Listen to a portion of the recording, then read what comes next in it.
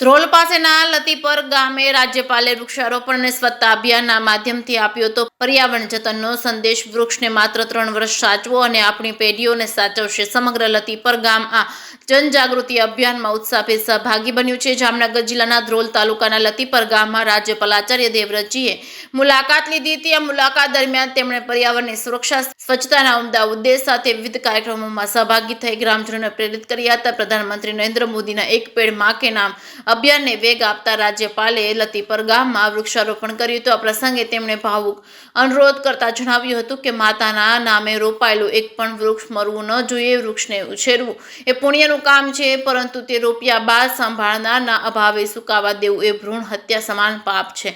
તેમણે માત્ર વૃક્ષારોપણ જ નહીં, પરંતુ તેના ઉછેર માટે નિયમિત સાર સંભાળ કરવામાં પણ વિશેષ ભાર મૂક્યો હતો। રાજ્યપાલે ગ્રામજનોને અનુરોધ કર્યો હતો કે જણાવ્યું હતું કે વૃક્ષ માત્ર 3 વર્ષ સાચવો એ આપણી પેઢીઓને સાચવશે। ભોજન અને પાણી વગર થોડો સમય રહી શકાય, પરંતુ ઓક્સિજન વગર ક્ષણભર પણ જીવન ટકતું નથી। આ સાથે તેમણે સૌને પ્રકૃતિના રક્ષણ બનીને વૃક્ષ જેવા ગુણ મેળવવા આહવાન કર્યું હતું। પર્યાવરણની સાથે જન સ્વાસ્થ્યનો સંદેશો આપતા રાજ્યપાલે સ્વચ્છતા હી સેવા મંત્રને સાર્થક કર્યો હતો। તેમણે પોતે હાથમાં ઝાડુ પકડી લતીપર ખાતે સફાઈ કરી ગ્રામજનો સામે ઉત્તમ ઉદાહરણ પૂરું પાડ્યું હતું। આ તકે તેમણે ગામની સાફ સફાઈ રાખવામાં મહત્વનું યોગદાન આપતા સ્વચ્છતા કર્મીઓનું વિશેષ સન્માન કર્યું હતું। જે કે સિંહ સાથે હર્ષલ ખંડેરિયા, જામનગર।